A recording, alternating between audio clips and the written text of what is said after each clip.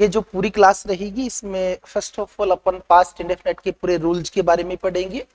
फिर how to fill up the correct form of the verb, correct form अपन कैसे fill up करते हैं उसके बारे में भी पढ़ेंगे। पास्ट इंडेफिनिट टेंस की बात करूं तो बड़ा ही इंपॉर्टेंट टेंस इसको माना जाता है। कोई भी एग्जाम हो, 1 या 2% अवश्य डेफिनेटली पुटअप होते हैं। तो चलिए बगैर किसी देरी के अपन इस टेंस की शुरुआत करते हैं। तो अपना पहला रूल है पास्ट इंडेफिनिट टेंस के बारे में ये रहा। देखिए first of all past indefinite tense में हम किन एक्शन का अध्ययन करते हैं, कौन से कार्यों को फास्ट इंडेफिनिट टेंस में सम्मिलित किया जाता है, एक डेफिनेशन के माध्यम से, कुछ शब्दों के माध्यम से मैंने उसको क्लियर करने का प्रयास किया है। चलिए मैं आपके सामने रखता हूं।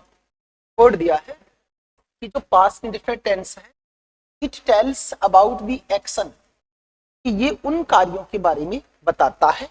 It tells about the action, ये उन कार्यों के बारे में बताता है दैट टुक प्लेस, जो हुए, and complete and was completed in the past time, और जो भूतकाल में क्या हो गए, पूरे हो गए। पास्ट इंडेफिनिट में हम उन कार्यों का अध्ययन करते हैं जो भूतकाल में कभी जारी थे और बोलते वक्त वो क्या हो गए हैं, पूरे हो गए हैं। इंडेफिनिट का मतलब यह निश्चित होता है कि काम कंप्लीट तो हो गया, पर हमें ये पता नहीं होता कि ये भूतकाल में कब शुरू हुआ और कब ये एंड हुआ। ये इसका मतलब जो मेन एक्शंस को सम्मिलित इसमें किया जाता है। पहला जो अपना रहेगा वो फर्स्ट ऑफ मैंने लिया है सिंपल सेंटेंस, जिसको अपन बोलते हैं साधारण वाक्य। इस सिंपल सेंटेंस को पॉजिटिव सेंटेंस के नाम से भी जाना जाता है, भ्रमित होने की बिल्कुल आवश्यकता नहीं है। और इसको अपन अफर्मेटिव सेंटेंस के नाम से भी जानते हैं।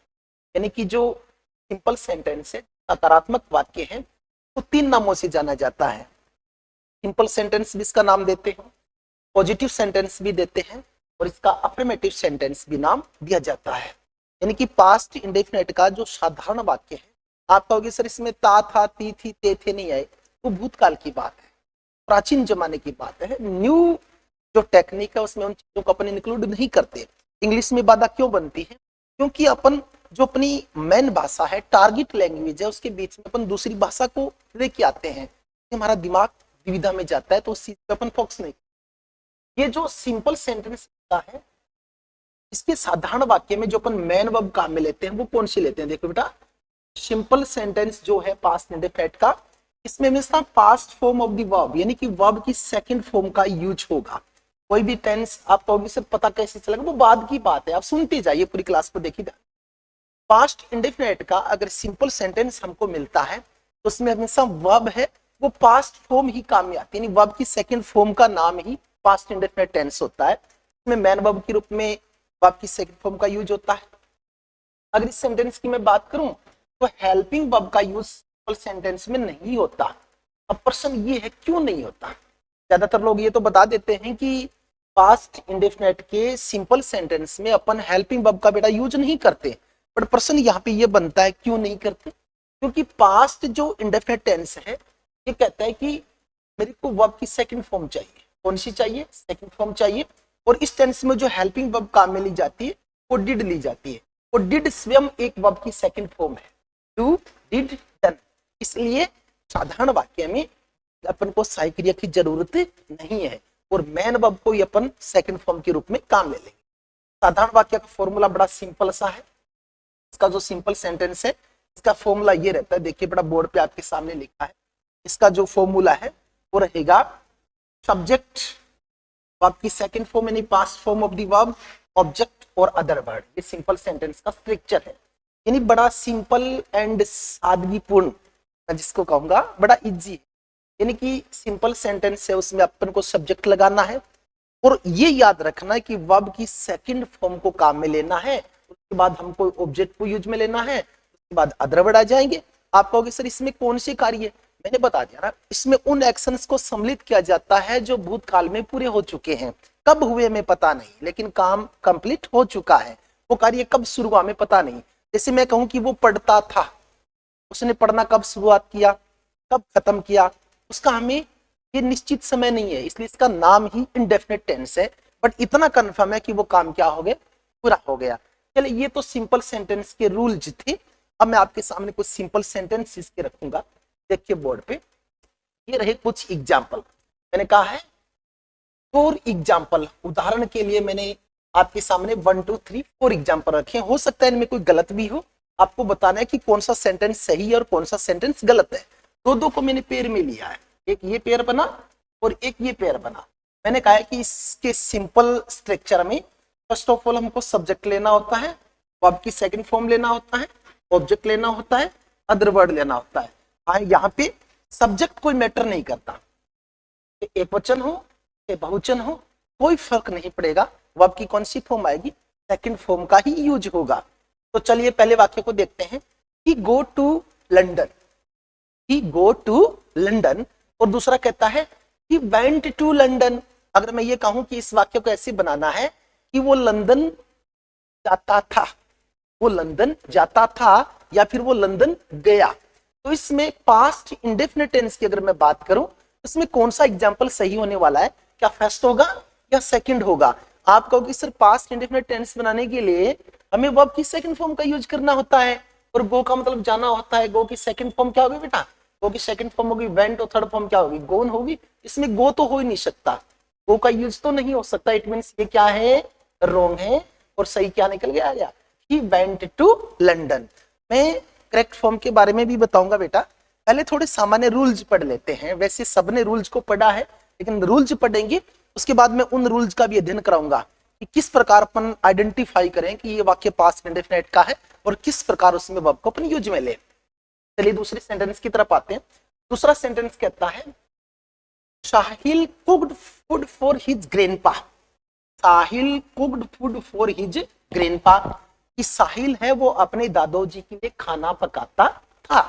दूसरा है Sahil cook food for his grandpa. इसमें मुझे ये बताना है कौन सा सेंटेंस है वो पास्ट इंडेफिनिट टेंस का है।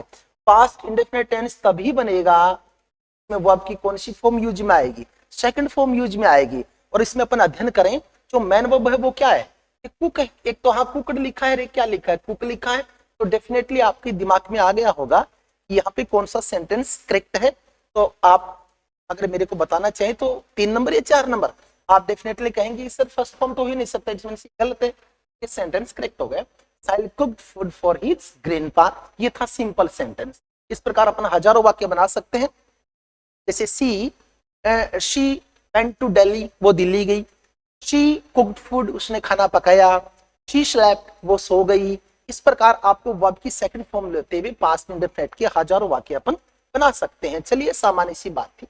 2 नंबर चीज पे आते हैं, यानी कि वाक्य अपन सकारात्मक वाक्य का अध्ययन करते हैं, नकारात्मक का करते हैं, प्रश्नवाचक का करते हैं। तो यहाँ पे दूसरा जो मैंने चैप्टर रखा है वो मैंने रखा नेगेटिव सेंटेंस यानी नकारात्मक वाक्य। फर्स्ट ऑफ ऑल आप मुझे बताएं कि किसी भी सेंटेंस को नेगेटिव बनाने के लिए क्या नोट लगाना ही जरूरी होता है, क्या नोट के बगैर भी सेमी नेगेटिव वर्ड से भी अपन वाक्य को नकारात्मक बना सकते हैं? डेफिनेटली आपका आंसर होगा सर कोई भी सेंटेंस का नकारात्मक भाव बनाने के लिए नोट लगाना ही जरूरी नहीं होता, हम सेमी नेगेटिव वर्ड भी यूज में ले सकते हैं। क्या 1-2 सेमी नेगेटिव वर्ड आप मुझे बता सकते हैं? हाँ जरूर। जैसे एक सेमी नेगेटिव वर्ड हो गया नेवर, के अलावा हो गया फ्यू, के अलावा हो गया लिटल, के अलावा हो गया अनलेस, के अलावा हो गया अनटिल। ये सब के सब सेमी नेगेटिव वर्ड है। चलिए इनकी बात कभी फिर करेंगे। मैंने कहा है कि नेगेटिव सेंटेंस कौन से टेंस का अध्ययन कर रहे हैं, अपन पास्ट इंडेफिनिट का कर रहे हैं। अगर पास्ट इंडेफिनिट के नकारात्मक वाक्य की बात करें तो मुख्यतः 3 रूल्स होंगे। वर्ब की बात करनी पड़ेगी, हेल्पिंग वर्ब की बात करनी पड़ेगी और स्ट्रक्चर की बात करनी पड़ेगी, किस प्रकार यूज में लेंगे। और ये कहना चाहो कि सर हम पहचाने कैसे, थोड़ा सा वेट करना सीखिए, क्योंकि पेशेंस, धैर्य बहुत बड़ी चीज होती है। धैर्य रखिएगा, सब कुछ आगे मिलेगा। तो मैंने ये लिखा है मेन वर्ब यानी वर्ब की फर्स्ट फॉर्म, यानी कि जो पास्ट इंडेफिनिट का नेगेटिव सेंटेंस होता है उसमें वर्ब की कौन सी फॉर्म कन्वर्ट हो जाएगी, सेकंड से फर्स्ट में कन्वर्ट हो जाएगी। तो आप ये कह रहे थे कि सर आप तो ये कह रहे थे कि वर्ब की सेकंड फॉर्म के बगैर पास्ट इंडेफिनिट टेंस बनता ही नहीं, क्योंकि जो सेकंड फॉर्म होती है उसका नाम ही पास्ट जो फॉर्म होता है उसका अपन पास्ट इंडेफिनिट फॉर्म भी कह सकते हैं। हाँ डेफिनेटली कहा है, उसको भी क्लियर करेंगे।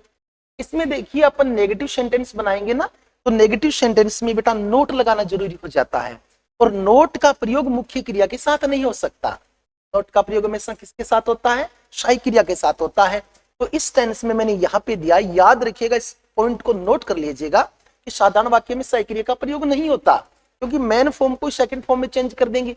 नेगेटिव सेंटेंस में नोट लगाना जरूरी है, इसलिए सेकंड फॉर्म जो मैन वर्ब उसके साथ नोट होता नहीं, नोट का प्रयोग किसके साथ होता है, साई क्रिया के साथ होता है, इसलिए हमने इसमें साई क्रिया क्या ली, डिड ली, और डिड के साथ क्या लगा दिया, नोट लगा दिया। अब ध्यान से देखिए, डू फॉर होता है करना, ये सेकंड फॉर्म क्या होती है, डिड, और थर्ड फॉर्म क्या होती है, डन होती है। पास्ट इंडेफिनिट टेंस कहता है कि मुझे वर्ब की सेकंड फॉर्म चाहिए, कौन सी फॉर्म चाहिए, सेकंड फॉर्म चाहिए, लो जी ले लो, हमने आपको second form they the did, तो दो सेकंड फॉर्म तो हो नहीं सकती, इसलिए हेल्पिंग वर्ब है उस डिड के रूप में यूज होती है, उसके साथ नोट आ जाता है, तो मैन वर्ब की कौन सी फॉर्म चले जाएगी, कन्वर्ट हो जाएगी, वो फर्स्ट में हो जाएगी। तीन रूल याद रखने हैं कि नेगेटिव सेंटेंस में मुख्य क्रिया फर्स्ट फॉर्म के रूप में काम आएगी, हेल्पिंग वर्ब डिड लगाएंगे, इसके साथ नोट लगाना अवश्य भावी है, और ये इसका रहेगा फॉर्मूला, ये इसका रहेगा स्ट्रक्चर। यानी सबसे पहले हमको सब्जेक्ट लिखना है, और ये थोड़ा गलत हो गया, यानी कि सबसे पहले हमको सब्जेक्ट लगाना है, और सब्जेक्ट के बाद हमको डिड नोट लगाना है। क्या लगाना है, सबसे पहले सब्जेक्ट आएगा, उसके बाद साई क्रिया आएगी, उसके बाद नोट आ जाएगा, और उसके बाद वर्ब की कौन सी फॉर्म आनी है, फर्स्ट फॉर्म आनी है, उसके बाद ऑब्जेक्ट, और उसके बाद क्या आ जाएगा, अदर वर्ड आ जाएगा। स्ट्रक्चर प्लीज आप ये राइट डाउन कीजिएगा, ये गलत है, गलत प्रिंट हो गया।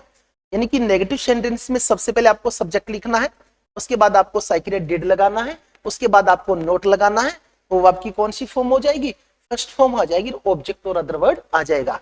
चलिए मैंने यहाँ पे दो सेंटेंस लिखे हैं, दोनों में आपको कंपैरिजन करना है कि पास्ट इंडेफिनिट की दृष्टि से कौन सा सेंटेंस सही है। Somvir did not teach us English, मैं ये कहना चाहता हूं कि सोमवीर हमें अंग्रेजी नहीं पढ़ाता था, सोमवीर हमें इंग्लिश नहीं पढ़ाता था, तो आपको कंफर्म करना है कि इसका कौन सा सेंटेंस स्ट्रक्चर सही है। सब्जेक्ट आ गया, सोमवीर डिड आ गया, नोट आ गया, teach us English, Somvir did not taught us English. देखो बेटा, एक पास्ट इंडेफिनिट टेंस में दो फॉर्म है, वो सेकंड फॉर्म में नहीं हो सकती। इसमें देखिए कौन सी फॉर्म है, ये सेकंड फॉर्म है, और ये भी वर्ब की कौन सी फॉर्म है, सेकंड फॉर्म है। तो मैंने ये बताया था कि नेगेटिव सेंटेंस में मैन वर्ब की कौन सी फॉर्म आएगी, दस्ता आएगी। तो ये सेंटेंस मेरी दृष्टि से गलत है, क्योंकि इसमें टॉट का प्रयोग न करके हमें किसका प्रयोग करना है, टीच का करना है। तो Somvir did not teach us English, कि सोमवीर हमें अंग्रेजी नहीं पढ़ाते थे, ये आपका नेगेटिव सेंटेंस। चलिए थोड़े थोड़े सिंपल, बहुत कम रूल मैंने समझाने का प्रयास किया, ताकि अपन जब correct form of the verb पढ़ेंगे इसी वीडियो में, तो हमें समस्या नहीं होगी, थोड़े रूल ध्यान में आ जाएं, याद हो जाएं। नेक्स्ट जो चैप्टर मैंने लिया है, नेक्स्ट जो कंसेप्ट इसके लिए है, वो नेक्स्ट कंसेप्ट है इंट्रोगेटिव सेंटेंस। और इंट्रोगेटिव सेंटेंस कौन सा होता है बताइए बेटा, इंट्रोगेटिव सेंटेंस होता है प्रश्नवाचक वाक्य, यानी हम प्रश्नवाचक वाक्य का क्या करेंगे, अध्ययन करेंगे। अब मैंने कहा कि पास्ट इंडेफिनिट का जो प्रश्नवाचक वाक्य है, इसमें मैंने मुख्यतः दो रूल लिखे। इसमें मैन वर्ब की कौन सी फॉर्म आएगी, फर्स्ट फॉर्म आएगी, डिड के रहते हुए सेकंड फॉर्म का प्रयोग नहीं हो सकता, और इसमें हेल्पिंग वर्ब क्या रहेगा, डिड रहेगा। देखिए पास्ट इंडेफिनिट टेंस के प्रश्नवाचक वाक्य में साई क्रिया के रूप में आपको डिड लगाना है, और वर्ब की कौन सी फॉर्म लगानी है, फर्स्ट फॉर्म लगानी है। Interrogative sentence are of two types. Interrogative sentence कितने प्रकार के होते हैं, दो प्रकार के होते हैं मुख्यतः, मैंने टोटली नहीं बोला है। Interrogative sentence are of two types, ये दो प्रकार के होते हैं। एक होता है यस या नो टाइप क्वेश्चन, यस या नो टाइप क्वेश्चन, जिसको अपन ये भी बोल सकते हैं कि वे प्रश्नवाचक वाक्य जो साई क्रिया से शुरू होते हैं, जिनका उत्तर यस या नो में दिया जा सकता है। जैसे दूसरा टाइप देख लेते हैं, question begin with WH word, यानी कि प्रश्नवाचक वाक्य दो प्रकार के होते हैं। एक वो होता है जो हेल्पिंग वर्ब से शुरू होता है, जिसका दूसरा नाम क्या होता है, यस या नो टाइप क्वेश्चन होता है, और एक वो क्वेश्चन होता है जो WH वर्ड से शुरू होता है।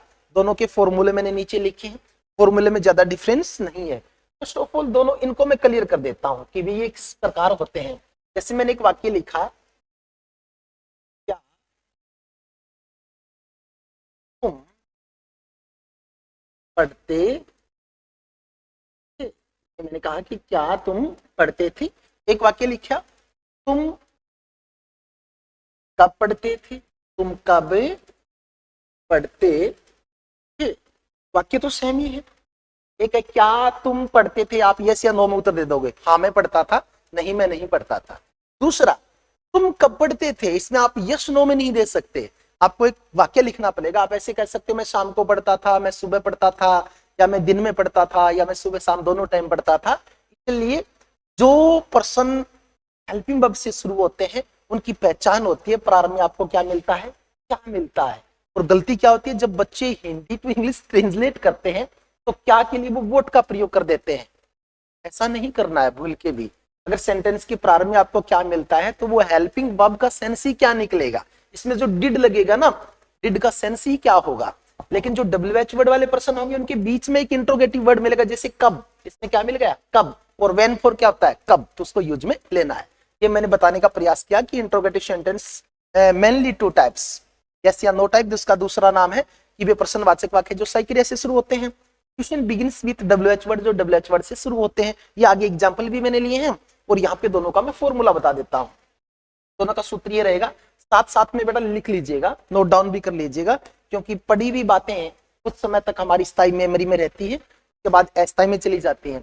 उनको स्थायी करने के लिए दोबारा हमको क्या करना पड़ता है, पढ़ना पड़ता है।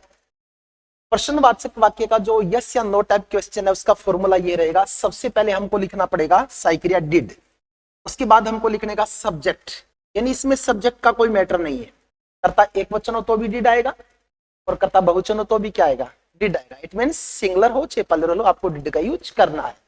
उसके बाद हमको वर्ब की कौन सी फॉर्म यूज में लेनी है, फर्स्ट फॉर्म लेनी है। उसके बाद हमको ऑब्जेक्ट लेना है, अदर वर्ड लेना है, उसके बाद क्वेश्चन मार्क हमको लगाना है।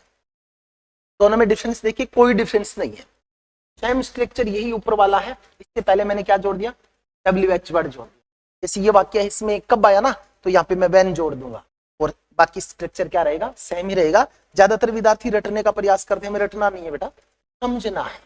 शिक्षा रटने की चीज, शिक्षा समझने की चीज है, कंसेप्ट है कि ये अमूर्त चीज है, इसको समझना पड़ता है। जिसने भी समझ लिया वो मानो भव सागर से पार हो गया। कुछ लोग रटने का प्रयास करते हैं, आप ज्ञान को रट नहीं सकते, आपको कंसेप्ट क्लियर करना पड़ेगा। चलिए इनके जो एग्जाम्पल है उनकी तरफ मैं बढ़ता हूं। अपना ये रहा एग्जाम्पल, पहला वाक्य देखिए, आपको ये बताना है कि यहाँ पे देखिए मैंने 2 सेंटेंस दिए, क्या दिए हैं, 2, और ये 2 सेंटेंस दिए। इन दोनों सेंटेंस में एक सेंटेंस इनकरेक्ट है, उसको बताना आपको गलत कौन सा है। Did he white washed his house, did he white washed his house, क्या वो अपने घर के सफेदी करता था। दूसरा है did she whitewash his house, क्या वो अपने घर के सफेदी करती थी। पीछे जो मैंने स्ट्रक्चर दिए हैं अकॉर्डिंग टू फॉर्मूलाज, फॉर्मूला के अनुसार आपको बताना है इनमें कौन सा सेंटेंस इनकरेक्ट है, यानी गलत कौन सा है। आप कहोगे सर हमारा स्ट्रक्चर ये कह रहा था, स्ट्रक्चर में सबसे पहले क्या आना है, हेल्पिंग वर्ब आना है। देखिए हेल्पिंग दोनों में सेम है, डिड दे दिया, डिड दे दिया। उसके बाद क्या आना है, सब्जेक्ट आना। आप कहोगे सर सही है, इसमें ही इसमें कोई दिक्कत नहीं है। उसके बाद हमको वर्ब की कौन सी फॉर्म लगानी थी, फर्स्ट फॉर्म लगानी थी। एक तो देखिए व्हाइट वॉश्ड और एक व्हाइट वॉश, कौन सा आएगा, सेकंड फॉर्म का यूज नहीं होगा, तो यहाँ पे डिफरेंस हो जाता है। इट मींस ये सेंटेंस इनकरेक्ट हो गया और ये क्या हो गया, करेक्ट हो गया।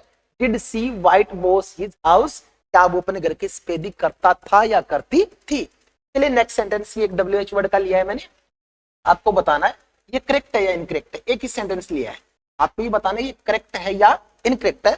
When did Tom play chess? Tom chess कब खेलता था। देखिए क्या नहीं है ना, कब आ गया, मतलब WH वर्ड वाला है।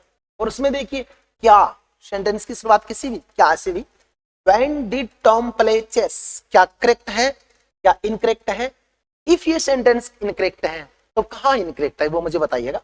लेकिन देखें WH वर्ड आ गया, HV आ गया, उसके बाद सब्जेक्ट आ गया, वर्ब की फर्स्ट फॉर्म आ गया, ऑब्जेक्ट आ गया, इसमें ये सेंटेंस करेक्ट है, कहीं गलती नहीं है। अब ये 2 सेंटेंस है, देखिए एक तो यहां से यहां तक है, why did the people laughed at the poor. दूसरा यहां से why did the people laughed at the poor. आपको बताना है इनमें से एक सेंटेंस करेक्ट है, एक सेंटेंस इनकरेक्ट है। पीछे जो फॉर्मूलाज मैंने लिखा है उनको आप अडॉप्ट कीजिए, उसके अकॉर्डिंग बताइए। ये कहना चाहता है कि लोग गरीब लोगों पे क्यों हंसते थे, लोग गरीब लोगों पर क्यों हंसते थे। देखिए why did the people laughed eight, ठीक है, WH वर्ड आ गया।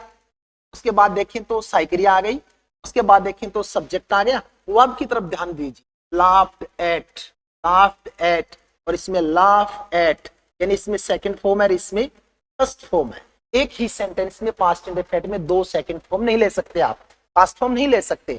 तो डिड है वो सेकंड फॉर्म एडवांस में आ ही गया, तो फिर इस दृष्टि से पहला सेंटेंस इनकरेक्ट है और जो दूसरा है वो क्या है, सही है। Why did the people laugh at the poor.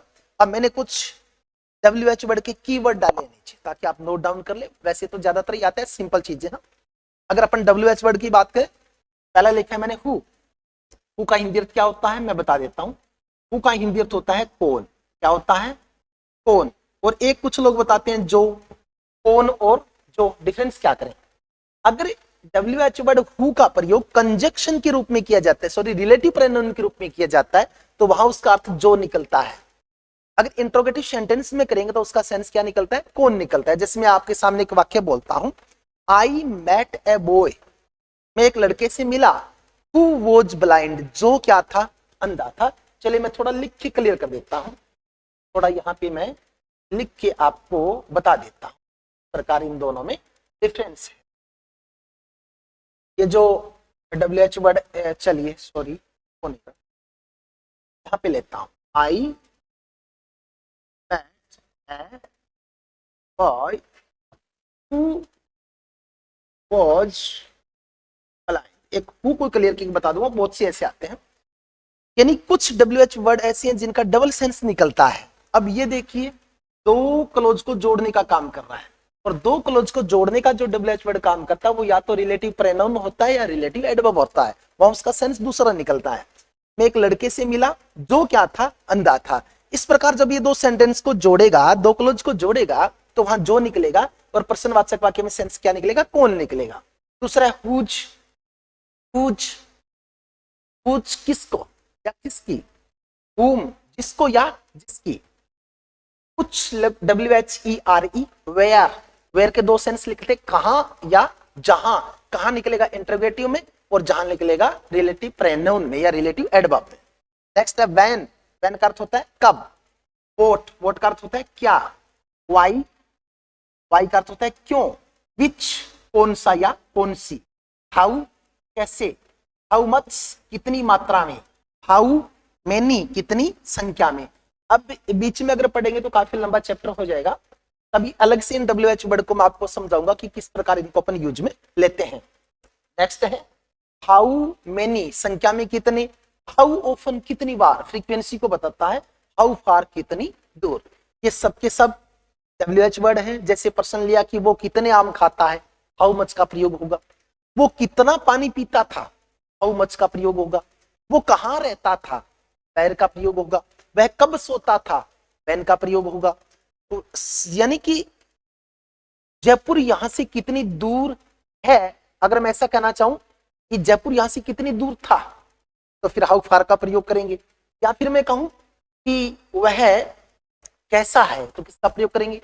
How का प्रयोग करेंगे। वो कैसा था, इनका प्रयोग तो हर टेंस में होता है, चाहे प्रेजेंट हो, चाहे पास्ट हो, चाहे फ्यूचर हो, एक्स के अकॉर्डिंग इनको यूज में लिया जाता है। तो ये था इंट्रोगेटिव सेंटेंस का कुछ रूल्स। चलिए नेक्स्ट लेते हैं। नेक्स्ट मैंने some example of the past indefinite tense. अभी तक मैंने करेक्ट फॉर्म की बात नहीं की, सिर्फ रूल्स को समझाया। यहां जो मैंने सेंटेंस दिए हैं इनमें मैंने कोई एडवर्ब नहीं डाला है, मैंने सिर्फ इतना ही पूछा है कि इस सेंटेंस में आपको पास्ट इंडेफिनिट टेंस का क्या करना है, यूज करना है, कि कौन सा वाक्य कहां पे कौन सी वर्ब आएगी। यानी कि कंफर्म है कि पास्ट इंडेफिनिट में वर्ब की कौन सी फॉर्म आनी है, सेकंड आनी है, अगर वो सिंपल है। नेगेटिव है तो कौन सी आनी है, फर्स्ट आनी है। और इंटरोगेटिव है तो कौन सी आनी है, आनी है। तो चलिए बात करते हैं, लेकिन इनमें कुछ अलग किया है मैंने कहा है राधा स्ट्रेंज वॉइस, और यहां पे ब्रैकेट में मैं देता हूं हियर। मैं ये पूछना चाहता हूं कि राधा ने एक अजीब सी आवाज सुनी। राधा ने एक अजीब सी आवाज सुनी। अब आपको मुझे बताना है कि इसमें पास्ट इंडेफिनिट टेंस यूज में लेना है। कंफर्म है, वर्ब की कौन सी फॉर्म आएगी, सेकंड फॉर्म आएगी। सिंपल सेंटेंस है तो वर्ब का चयन कीजिए, हियर आएगा या हियर्ड आएगा या हियर्ड आएगा या हियरिंग आएगा। पहले दो ऑप्शन को आप कट कर दीजिए। आप कहेंगे सर हियरिंग तो नहीं आ सकता, ये तो कंटिन्यूअस फॉर्म है, तो is are am was were has been have been had been के साथ यूज होती है। इसमें हियर भी नहीं आ सकता क्योंकि ये प्रेजेंट फॉर्म है जो प्रेजेंट टेंस में काम आती है। तो कितनी फॉर्म बच गई हमारे पास, दो बच गई। ये दो फॉर्म बेटा, इनमें मुझे बताइए वर्ब की सेकंड फॉर्म ये वाली है या ये वाली है। मैंने ये अंतर किया है, एक में ये लिखा है HEARED और एक में लिखा है HARD। इन हियर की सेकंड फॉर्म कौन सी है। हम पढ़ते तो बहुत हैं लेकिन बहुत सी चीजों को ध्यान से नहीं देखते, उस वजह से एग्जाम में ये चीजें गलत हो जाती है। और एग्जाम में वो स्पेशल चीजें उठाई जाती हैं जिन पे फोकस हमारा बहुत कम रहता है, और जिन विद्यार्थियों का ऐसी चीजों पे फोकस रहता है वो बहुत जल्दी सफल हो जाते हैं, असफल वो होती ही नहीं है। चलिए फटाफट आपने तय कर लिया होगा इसमें सेकंड फॉर्म कौन सी है। कुछ विद्यार्थी इसकी तरफ जाएंगे लेकिन मैं कहूंगा ये गलत है। ईयर की सेकंड फॉर्म HEARD होती है। आता है तो आपको बहुत बहुत बधाइयां, आप अच्छे रास्ते पे जा रहे हैं। अगर ये नहीं आ रहा था तो याद कर लीजिएगा बेटा, दिमाग में लिख लीजिएगा, टाइम बर्बाद मत कीजिएगा। जिन लोगों को सफल होना होता है ना, तो दुनिया जब जागती है तो वो लोग सोते हैं, जब दुनिया सोती है तो वो लोग जागते हैं। ऐसा करने वाले लोग कभी जीवन में असफल नहीं होते। चलिए दूसरा प्रश्न। दूसरा प्रश्न कहता है कि ए न्यू मैजिक लास्ट, और यहाँ पे वर्ब है लर्न। क्या है? लर्न। लर्न का मतलब सीखना। मैंने कहा कि he a new magic last year, उसने पिछले वर्ष एक नया जादू सीखा। पिछले वर्ष एक नया जादू सीखा। अब आप मुझे बता सकते हैं कि लर्न की कौन सी फॉर्म आएगी? आपको भी सर पास्ट इंडेफिनिट है तो कंफर्म है सेकंड फॉर्म आएगी, तो कर लीजिए ना, तो सेकंड फॉर्म कौन सी है? आपको भी सर हैज लर्न तो नहीं हो सकता क्योंकि ये तो परफेक्ट है। लर्न भी नहीं हो सकता क्योंकि ये प्रेजेंट है, तो दो बच गई। एक तो बच गया अपना ये लर्नड, एक बच गई लर्नड। दोनों चीजें पढ़ते हो आप। कुछ विद्यार्थी लर्न की सेकंड फॉर्म लर्न बताएंगे और कुछ विद्यार्थी लर्न की सेकंड फॉर्म लर्नड बताएंगे। है दोनों सही, दोनों चीजें यूज में होती हैं। तो कोई मैंने इससे ही एग्जाम्पल्स को नहीं लिया है। अगर मैंने 4 एग्जाम्पल का चयन किया तो बहुत सोच समझ के किया है कि ताकि कुछ न कुछ नया बच्चों को मिले। अब आप मुझे बताएं इसमें कौन सी सेकंड फॉर्म है? आप लोग सर दोनों ही पढ़ते हैं। हाँ सही बात है, जो वर्ड है लर्न की सेकंड फॉर्म होती है बेटा लर्नड, और थर्ड फॉर्म तीनों तरफ ही जाती है। लर्नड भी लिखा जाता है और लर्न भी लिखा जाता है, लेकिन इनमें अंतर नहीं किया आपने, कभी कभी अंतर नहीं किया। अगर लर्न आप क्रिया के रूप में यूज ले रहे हैं तो लर्नट होगी। क्या होगा? लर्नट। और जो थर्ड फॉर्म है उसको अपन एडजेक्टिव के रूप में भी काम लेते हैं, क्रिया विशेषण के रूप में भी काम लेते हैं, आपको पता हो तो। अगर क्रिया विशेषण के रूप में काम लेंगे तो लर्नड आएगा। मैंने कहा Rahul is a learned man, विद्वान व्यक्ति, नॉट लर्नट मैन। यानी कि अगर आपने लिखा कि लर्न मैन, क्या लिखा? लर्नट मैन, लर्नट मैन नहीं। अगर आप नाउन से पहले जो शब्द आता है वो हमेशा ही एडजेक्टिव होता है, डिटरमिनर होता है, यही तो हमने पढ़ा है। बट लर्न एक ऐसी क्रिया है जो कहती है कि अगर मेरे को वर्ब के रूप में यूज लोगे तो आपको लर्नड पढ़ना पड़ेगा। अगर आप एडजेक्टिव के रूप में काम लोगे तो क्या पढ़ना पड़ेगा? लर्नड पढ़ना पड़ेगा। जैसे Nehru was a learned man, Nehru एक विद्वान व्यक्ति थे। Vivekananda was a learned man, Vivekananda एक विद्वान व्यक्ति थे। तो जो विद्वता को दर्शाने वाला शब्द है वो लर्नड है, लेकिन थर्ड फॉर्म या सेकंड फॉर्म क्या आती है? लर्नड आती है। मुझे पूर्ण विश्वास है कि आपको शायद ये बात समझ में आई होगी और ध्यान रखेंगे। तीसरा प्रश्न देखिए, बड़ा ही शानदार सा है। ही ए मूवी लास्ट नाइट, ही ए मूवी लास्ट नाइट। वर्ड देखिए, लुक देखना, सीन देखना, वॉच देखना, शेड देखना, घूरकर देखना। यानी उसने पिछली रात एक मूवी देखी। अब आप इसमें कौन सी वर्ब को कट कर सकते हैं? फर्स्ट ऑफ ऑल आप कहेंगे सर मैं सीन को कट कर सकता हूं, क्योंकि मुझे कौन सी फॉर्म यूज में लेनी? सेकंड फॉर्म लेनी है। सी, शो, शीन, एक कट हो गया। कितनी बच गई? लुक्ड, वॉच्ड और स्टेड। तो मूवी को जी घूर कर क्या देखे? स्टेयर का मतलब ही स्टेयर्ड एट मी, उसने मेरी तरफ घूर कर देखा, इसका कोई मतलब नहीं। कितनी बच गई? 2। लुक्ड फॉर देखा था और वॉच्ड फॉर देखा था। लुक, सी, वॉच में अंतर बताएंगे? मैं बताता हूं। लुक का मतलब होता है कि look at the board, look at me, look at the fan, look at the boys, look at the class, look at the city. कोई व्यक्ति आपका अटेंशन, ध्यान केंद्रित करवाता है कि उस तरफ आप देखिए, तब अपन किसका यूज करते हैं? लुक। इंद्रियों का काम है देखना, ये देखती रहती है, प्रतिदिन पूरे दिन देखते हैं हम सब कुछ, बगैर चाय भी देखते हैं। अच्छी चीजें हैं वो भी देखेंगे, बुरी चीजें वो भी देखेंगे। लेकिन कोई व्यक्ति स्पेशल आपको कहे कि उसको देखो, तो क्या लगाओगे? लुक लगाओगे। अब जो सी होता है ना, सी रिसेप्शन वर्ब है, यानी इंद्रिय क्रियाएं हैं। सी का मतलब देखना, हम हजारों चीजें देखते हैं। मैं बाजार में घूम रहा था, मैंने एक हाथी देखा। मैं गांव गया, मैंने एक बाजीगर देखा। मैं देखना नहीं चाहता था, फिर भी मैंने उन चीजों को क्या कर लिया? देख लिया। क्या लगाएंगे? सी। बट कोई चीज को बड़ी ध्यान के साथ अपन देखते हैं टकटकी लगाकर, कि मैं टीवी देखा, मैंने मैच देखा, मैंने दूरबीन के द्वारा देखा, तो एक तक अपन देखते हैं, उसके लिए क्या लगाते हैं, वॉच लगाते हैं। मैंने मूवी देखा तो डेफिनेटली क्या आएगा, वॉच आएगा। चलिए एक और है, सही बात। शी ए टाइगर, आपको बताने पास्ट इंडेफिनिट का कौन सा वर्ब इसमें आएगा। ने एक टाइगर पकड़ा, शी ए टाइगर। तो आपको बताना है कि कैच की कौन सी फॉर्म आनी है। आप कौन सी फॉर्म कट कर सकते हैं, कैचिंग कर सकते हैं, क्योंकि कंटिन्यूस काम नहीं है, काम तो हो गया, चल नहीं रहा था। अब एक तो बच गया हैज कोट, हैज नहीं आ सकता क्योंकि प्रेजेंट फॉर्म है, मैं पास्ट की बात कर रहा हूं। ये दो बची है जी, एक तो कैचड बच गया और एक कोट बच गया। समझदार बच्चे तो ऐसी बातें नहीं करते, लेकिन 9-10 के कुछ बच्चे हैं ना, उनको जब क्रिया याद करने देते हैं तो फटाफट बोलते हैं सर कैच, कैचड, कैचड, टीच। ऐसा नहीं होता बेटा। कैच की सेकंड फॉर्म कैचड नहीं होती कभी भी, क्या होती है, कोट होती है। Catch, quote, quote. तो ये 4 एग्जांपल थे पास्ट इंडेफिनिट टेंस के, जो रूल्स के आधार पर हमने हल किए। चलिए नेक्स्ट एक बड़ी सुंदर सी चीज बताता हूं। प्रश्न लिखा है मैंने, पढ़िए क्या लिखा है और इसका अंदाजा लगाइए मैं क्या कहना चाहता हूं। प्रश्न के माध्यम से मैं आपको क्या पूछना चाहता हूं, अंदाजा लगाइए। ये बड़ा इंपॉर्टेंट प्रश्न है, वो प्रश्न है जो प्रत्येक व्यक्ति के दिमाग में रहता है और परीक्षा की दृष्टि से यहीं से इंपॉर्टेंट चीजें शुरू होती हैं। अब तक 2 चीजें मैंने बताई वो आपको आती है नॉर्मली, पास्ट इंडेफिनिट टेंस के रूल्स हम 8th क्लास से पढ़ने लगे थे, हमको सब आ रहे हैं। प्रश्न कहता है हाउ टू रिकॉग्नाइज, रिकॉग्नाइज होता है पहचानना, रिकॉग्नाइज का मतलब पहचानना। How to recognise sentence of the past indefinite tense. बहुत से प्रश्नवाचक चिन्ह लगाए मैंने, प्रश्न दिमाग में रहता है। यानी कोई भी सेंटेंस को हिंदी में तो हम ता, था, ती, थी, ते, थे पहचान लेते हैं। इंग्लिश में हमें करेक्ट फॉर्म भरना पूछा जाता है, वहां ता, ते, ती नहीं चलता। हमें पहचानना पड़ता है कि अमुक सेंटेंस कौन सी टेंस का है और उस टेंस के रूल्स को हमें क्या करना पड़ता है, फॉलो करना पड़ता है। फिर मैंने देखी कुछ उत्तर भी लिखे हैं। मैंने लिखा है डियर स्टूडेंट्स, प्रिय विद्यार्थियों, we have to learn some keywords.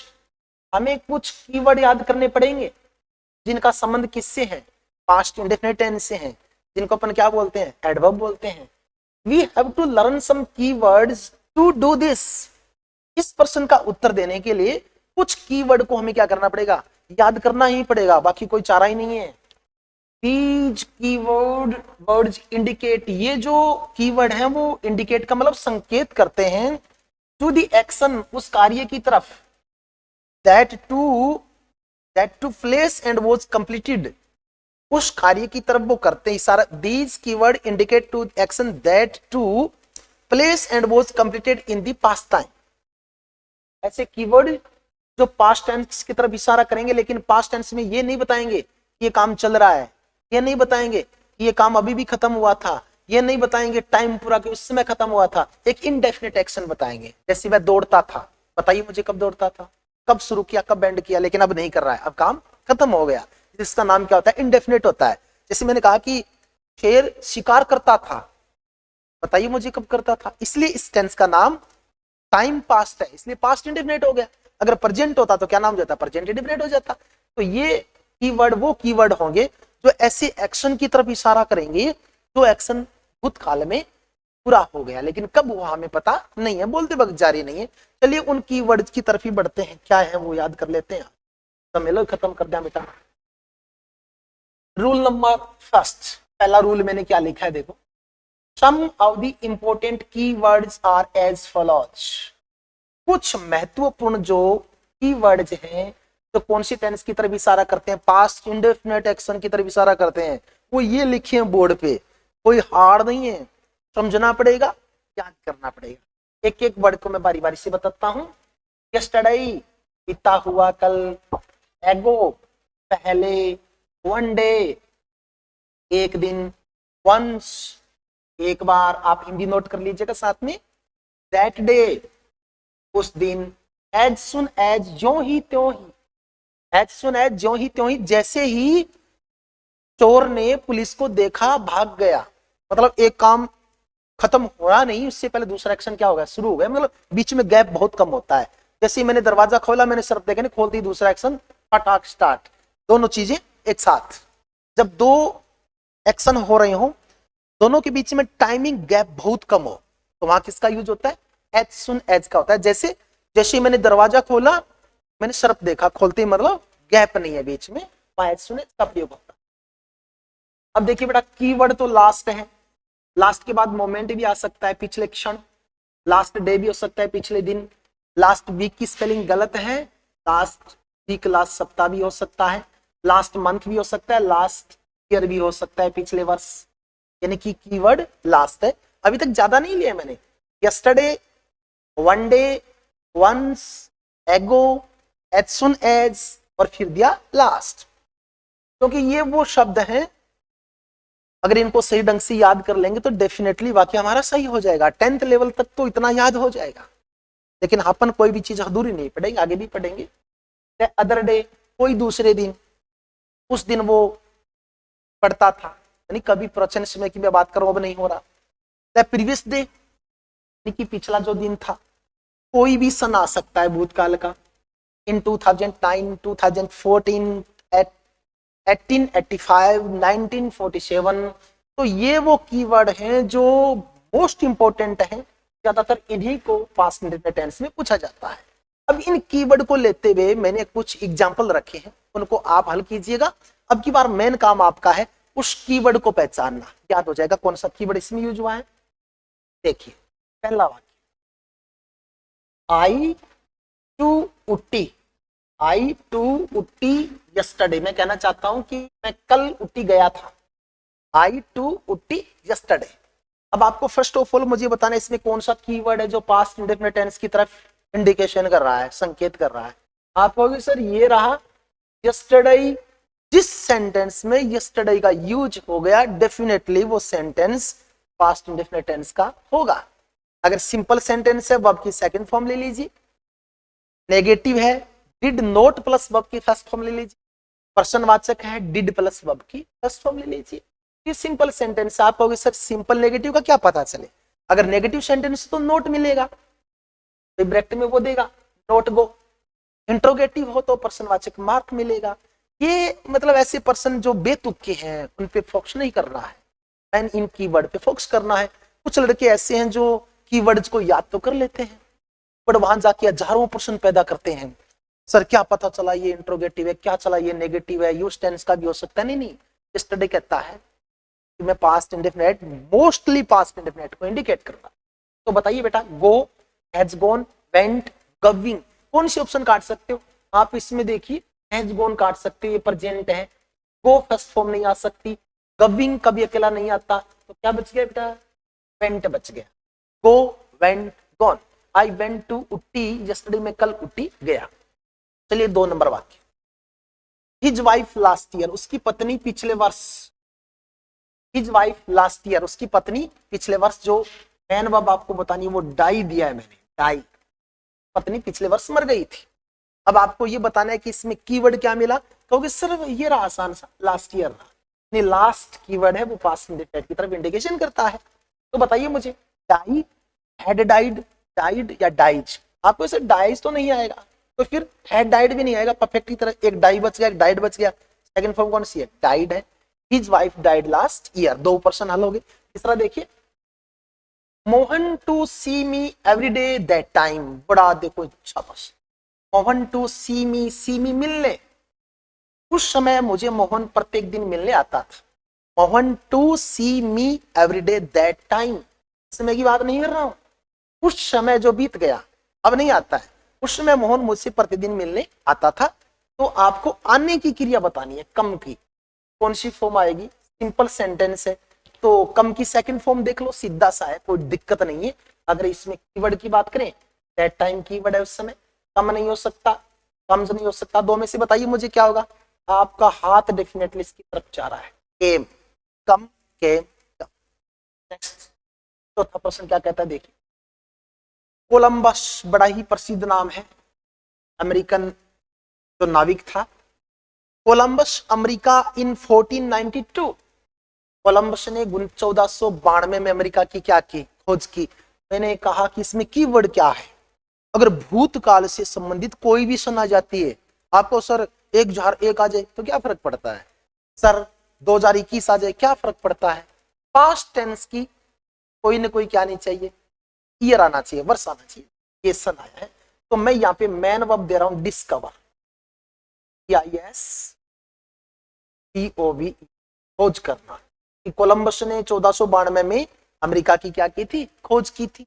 अब आपको मुझे बताना है इसमें डिस्कवर आएगा, हैज डिस्कवर आएगा, डिस्कवर्ड आएगा या नन आएगा। आपको डिस्कवर की क्रिया आनी चाहिए, सेकंड फॉर्म बताना है मुझे। तो एक बताना है कीवर्ड क्या है, कीवर्ड ये रहा।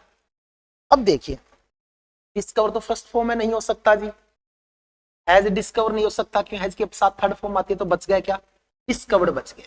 चलिए अंतिम example, as soon as the thief the police he run away. यहाँ पे जो मैन वर्ब है वो सी है, कहता है कि जो ही चोर ने पुलिस को देखा त्यों ही भाग गया।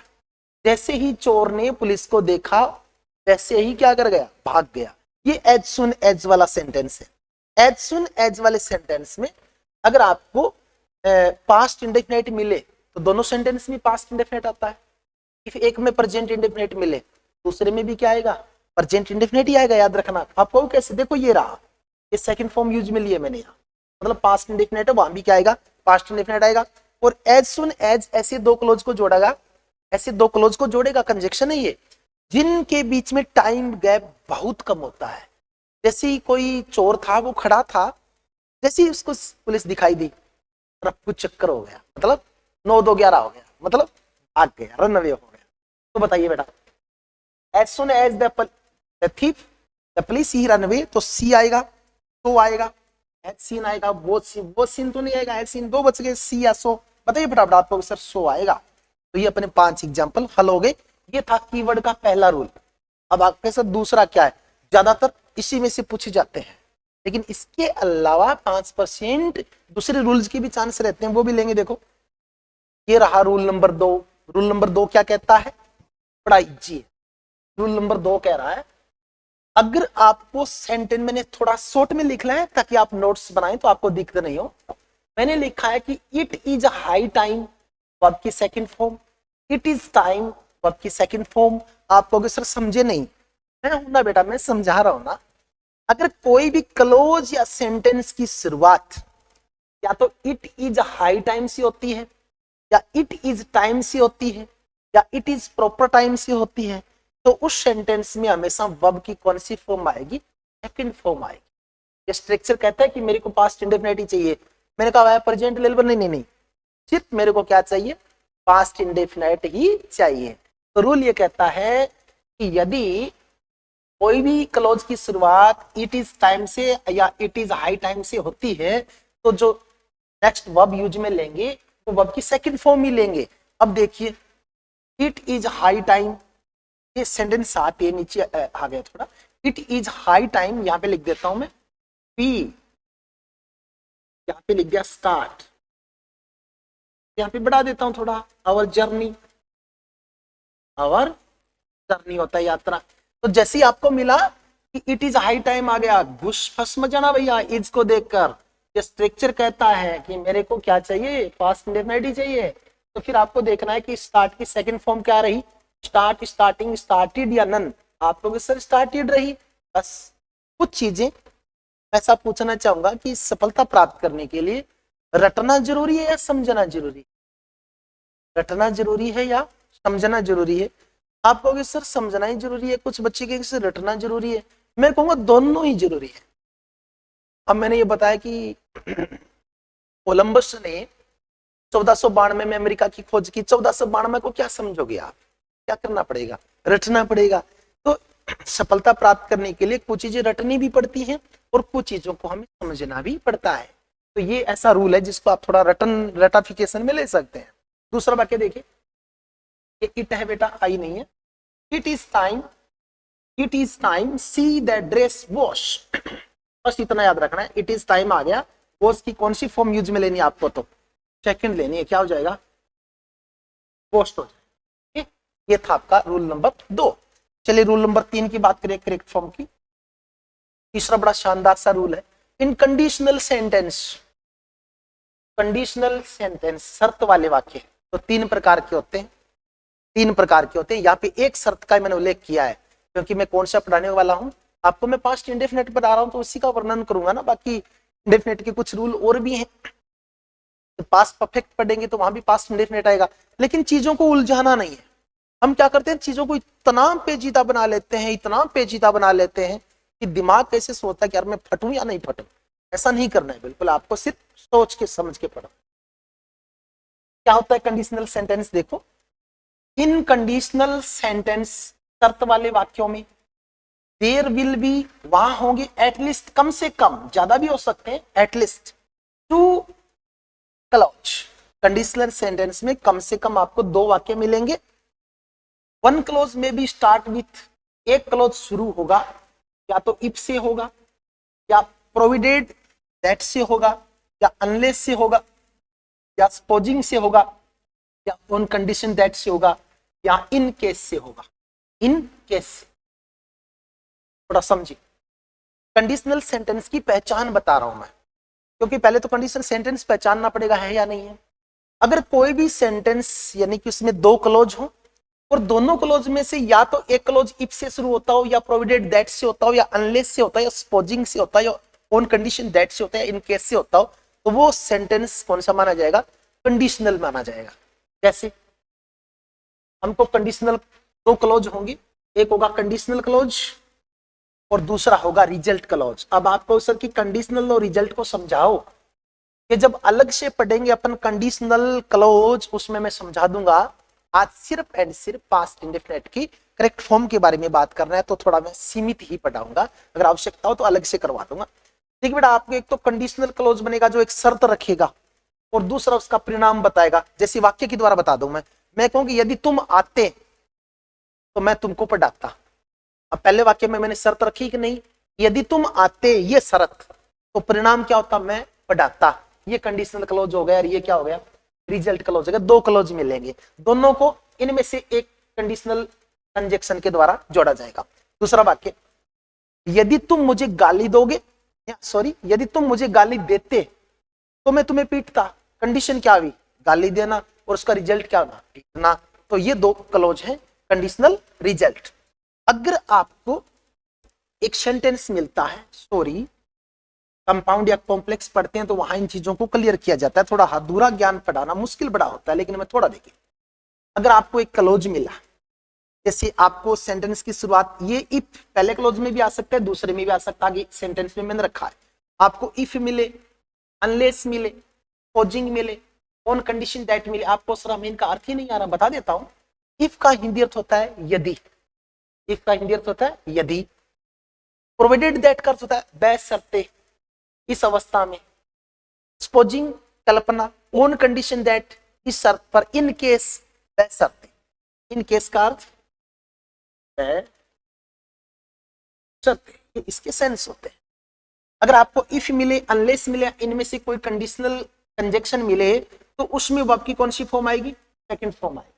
कब कब आएगी, याद रखना है, जब सेकंड क्लॉज में आपको मॉडल मिलेगा, और model could, should, would, past वाला मिले। कैन, शैल, विल ये मिल गए, उसमें पास्ट इंडेफिनिट नहीं आएगा, उसमें प्रेजेंट इंडेफिनिट आएगा। वो मैंने प्रेजेंट इंडेफिनिट में करवाया कि अब बताओ सर, बार बार नहीं बताऊंगा, इसमें बता दिया, क्योंकि बार बार करवाने से चीजें ठीक नहीं रहती। अगर इस रिजल्ट क्लॉज में आपको ऐसा मॉडल मिले जो पास्ट टेंस की तरफ इशारा कर रहा है, तो इस कंडीशनल क्लॉज में आपको वर्ब की कौन सी फॉर्म यूज में लेनी है, सेकंड फॉर्म। चलिए मैं आगे बता देता हूं कैसे। ये रहे एग्जांपल, मैंने कहा इफ यू, क्या लिखा है, अब्यूज लिख दिया, me I would beat you, I would beat you. अब आपने देखा यार सेंटेंस की शुरुआत इफ से हो रही है, मतलब ये कंडीशनल क्लॉज हो सकता है। कंडीशनल क्लॉज प्रेजेंट का भी हो सकता है, फ्यूचर का भी हो सकता है, पास्ट का भी हो सकता है, जरूरी नहीं है, तीनों टेंस यूज में हो सकते हैं। मैंने कहा if you abuse me I would beat you, तो देखे कैसे, इसको देखें, इसमें देखिए वुड आया, मतलब ये पास्ट टेंस की तरफ जा रहा है। किसकी तरफ जा रहा है, पास्ट। ये मैंने कहा कि यहाँ पे कुड, वुड, शुड मिले, तो वहां वर्ब की कौन सी फॉर्म आएगी, सेकंड फॉर्म आएगी। अगर यहाँ सेल या विल या कैन मिले, तो कौन सी फॉर्म आएगी, फर्स्ट फॉर्म आएगी, प्रेजेंट इंडेफिनिट की तरफ जाएगी। तो यहाँ फिर बताइए मुझे, अब्यूज, अब्यूजिंग आएगा, कैन अब्यूज आएगा, अब्यूज्ड आएगा, हैड अब्यूज्ड आएगा। आपको पास्ट इंडेफिनिट की बात हो रही है, आईएनजी तो अकेले कभी लगते नहीं, जा रहे हैं बोझ पर, आपने नहीं दिया, सही कह रहे हो। कैन भी नहीं हो सकता कि यहाँ तो मॉडल हो गया, तो टेंस की बात हो रही है। तो बच्चे हैड अब्यूज्ड और अब्यूज्ड, ये भी नहीं आएगा, क्या आएगा, अब्यूज्ड आएगा। दूसरे सेंटेंस में मैंने ये क्लियर किया है कि जरूरी नहीं कंडीशनल क्लोज पहले मिले, दूसरा क्लोज भी वो हो सकता है। अगर इस रूप में मिलेगा तो यहाँ पर कोमा मिलेगी, इस रूप में मिलेगा तो कोमा नहीं मिलेगी, क्योंकि ये कंडीशनल कंजक्शन है जो दो वाक्यों को जोड़ते हैं। दूसरा वाक्य देखिए, आई वुड वेट यू, मैं तुम्हारा इंतजार करता, आई वुड वेट यू, मैं तुम्हारा इंतजार करता, अनलेस यू कम, जब तक तुम नहीं आ जाते, यानी जब तक तुम नहीं आते मैं तुम्हारा क्या करता, वेट करता। कैसे क्लियर करें कि भाई ये देखिए कंडीशनल क्लॉज, कौन सा क्लॉज, कंडीशनल, इसको देख लो, वुड आ रखा है ना, पास्ट है, इसमें वर्ब की कौन सी फॉर्म आएगी, सेकंड आएगी, तो सेकंड में क्या ले, came, comes, came, would come, आपको भी सर केम आएगी, क्या आएगी, केम आएगी। तो ये कंडीशनल क्लॉज है, और इनको जब कंडीशनल क्लॉज में अलग से भी पढ़ाऊंगा उसमें पूरी चीजें क्लियर हो जाएगी। जिन बच्चों की क्लियर हो गया उनके ठीक है, अगर नहीं होता है तो आप कमेंट बॉक्स में जाके बता दीजिएगा, कंडीशनल क्लॉज बना। चलिए नेक्स्ट पढ़ते हैं।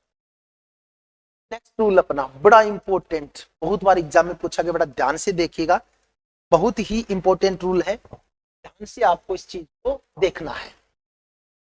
Rule number 4, in present perfect continuous tense. देखिए मैं प्रेजेंट परफेक्ट कंटिन्यूअस टेंस का एक वाक्य लिखता हूं, she has been writing a story since morning। वो सुबह से क्या लिख रही थी, कहानी लिख रही थी। आपको सर वाक्य क्यों समझा रहा हूं ना बेटा, देखिए ये हैज बीन, हैव बीन मैंने लिखा है, हैज बीन, हैव बीन, आपको भी सर अभी पढ़ा नहीं है, पढ़ लिया बेटा, प्रेजेंट हमने पढ़ लिया है। अगर कोई भी सेंटेंस में साइक्रिया के रूप में आपको हैज बीन या हैव बीन मिलता है तो डेफिनेटली वो टेंस कौन सा है, प्रेजेंट परफेक्ट कंटिन्यूअस, और उसमें आपको क्या मिलेगा, सिंस या फोर मिलेगा। जैसे इस वाक्य में देखो क्या मिला, सिंस मिला। कई बार तो सिंस के बाद डायरेक्ट टाइम आ जाता है, कई बार सिंस और फोर के डायरेक्ट बाद क्या आ जाता है, टाइम आ जाता है। जैसे इसमें आ गया, she has been writing a story since morning, ठीक है। लेकिन कई बार क्या होता है कि टाइम ने आकर एक क्लोज आ जाता है, एक वाक्य आ जाता है। जैसे इस वाक्य को देखिए, for example, she has been living here, वो यहां रह रही है। अब सिंस लगा के मैं 1990 भी कर सकता था, सिंस लगाकर मैं यहाँ पे कोई और सन भी दे सकता था, या सिंस लगाकर मैं कोई जुलाई महीना भी दे सकता था। लेकिन यह महीना न देकर अगर हमको कोई दूसरा वाक्य मिल जाए और हमको क्या पूछ ली जाए, वर्ब पूछ ली जाए, तो इस प्रकार के सेंटेंस में हमेशा वर्ब की कौन सी फॉर्म आती है, सेकंड फॉर्म।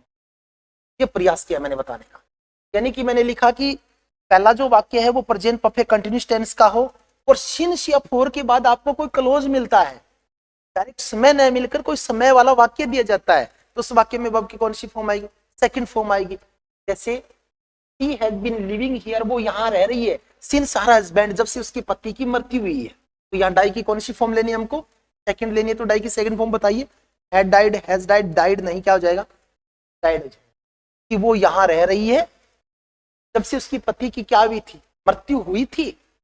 तो ये अपने पास्ट इंडेफिनिट के 4 रूल थे, बड़े इंपॉर्टेंट रूल।